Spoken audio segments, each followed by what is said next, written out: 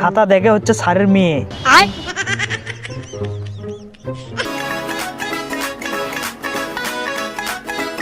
আমার তো মনে হচ্ছে তুই আদু ভাইয়ের রেকর্ড ভাঙ্গিবু রে। তোর যে পড়াশোনার অবস্থা, মনে তো হয় না যে তুই এই বছরও পাশ করবে পারবো। আব্বা আপনি কোনো টেনশনই লিয়েন না, এ বছর আমার পাস হবি। আমি পড়াছি, মানে পড়ছি ঠিক মতো পড়ছি। তুই যে কি পড়াশোনা করছু সেটার রেজাল্টের দিনই বোঝা যাবি। এ আব্বা আমাকে বিশ্বাসই করবার চায় না রে। আমি করছি এবার পাস করবো, আমি সে একটা আইডিয়া ভেবে থুয়ে দিছি বুঝছু। তুই যদি আমার সাথে বসিস তাহলে তুইও পাস করবো।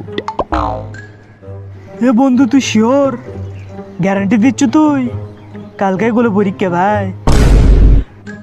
গ্যারান্টি ওয়ারেন্টি যতগুলো টি আছে তুই লে, আমি পাস করবই। তুই যদি পাস করিস তাহলে তো আমিও পাস করবো। কালকে তাহলে আমার সাথে বসিস। রে তোর সাথে বসমো নে। আমাকে যদি একটা রুম মধ্যে একলাই বসায় তাও আমি পাস করা পারবো, এত কনফিডেন্স আছে আমার মধ্যে।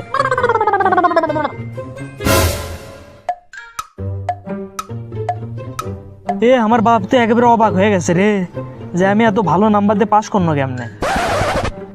তুই অবাক তো হবি রে, যে চল 3 বছরে পাস করা পারেনি, তাই হঠাৎ করে এত ভালো নাম্বার দিয়ে কেমনে পাস হলো।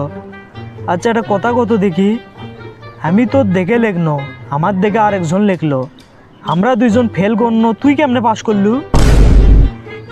স্যার খাতা স্কুলত দেখে না রে, বাড়িতে লিয়ে যায়। স্যার খাতা বাড়িতে লিয়ে যাইতে কি হচ্ছে? আচ্ছা এখন একটা কথা মনোযোগ দিয়ে শোন, স্যার কিন্তু খাতা দেখে না, খাতা দেখে হচ্ছে স্যারের মেয়ে।